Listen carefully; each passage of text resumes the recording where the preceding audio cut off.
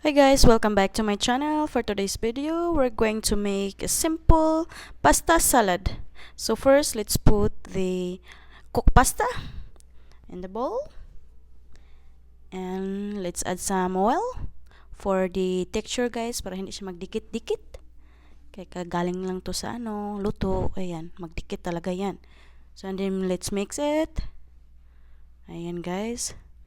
Huwag nyo talaga pa super luto yung basta para hindi siya mga Then let's add 2 tablespoons of mayonnaise. Then let's mix it. Yan lang guys. And then after, let's add chopped cucumber.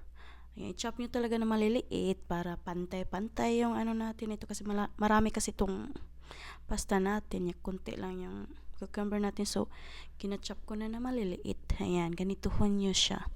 Then after that, mix nyo na yan. Ayan, mikos lang. Then, let's add chopped shrimp. Same pa din siya guys. Ganun pa din. Chop lang maliliit. Para pantay siya. Simple lang talaga siya. Super. And then, mix it. And then, after that guys, let's add dried parsley. So, I use bana-bana system. Ibana-bana nyo na lang ilagay. Ayan guys. Basta expert ka magluto, alam mo talaga magbana-bana.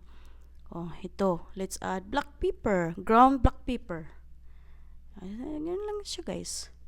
Oh, lang din. Oh, bana-bana lang yung sa nagkadaghan na. Oh. Ayan.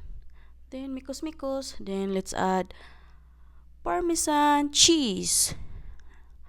Ayan. So, dinabihan ko yung cheese guys para masarap. Kasi hindi ko kasi nilagyan ng asin ito. So, ito na yung cheese nagdala ng alat.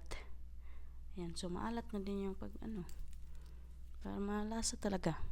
Ayan, i-mix lang natin ng maigi. Ayan. Ayan nyo guys. Kita nyo na. Huwag nyo talaga masyadong lutuin yung pasta para hindi siya mabiyak-biyak. So, ito na yun siya guys. Ito na yung look niya. O, diba? Ang sarap tingnan. Super ka-simple. Walang chichi-burichi paggawa natin ito. Basta complete ka lang yung ingredients, yan na. Makagawa ka ng ganito. Super ka-simple. Kung ikaw ay tamad, itong para sa'yo. Okay guys, thank you for watching. Bye!